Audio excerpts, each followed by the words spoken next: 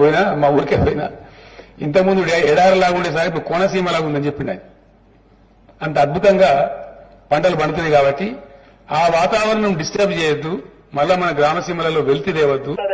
ఎక్కడికక్కడ మాట్లాడి పిల్ల కాలువలు తవ్వే విషయంలో కూడా మీరు సహకారం చేసినట్టయితే మన సిరిసిల్ల, మన రాజన్న సిరిసిల్ల జిల్లా గోదావరి జిల్లాలకు కోనసీమకు తీసిపోకుండా ఈ ప్రాంతం కూడా పచ్చదనంతో కలకలలాడే దృశ్యం. నన్ను పిలిస్తే నేను పోయినా.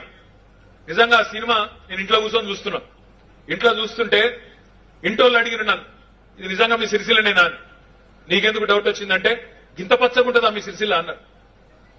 నిజంగా అనుకున్నామా ఎవరమన్నా?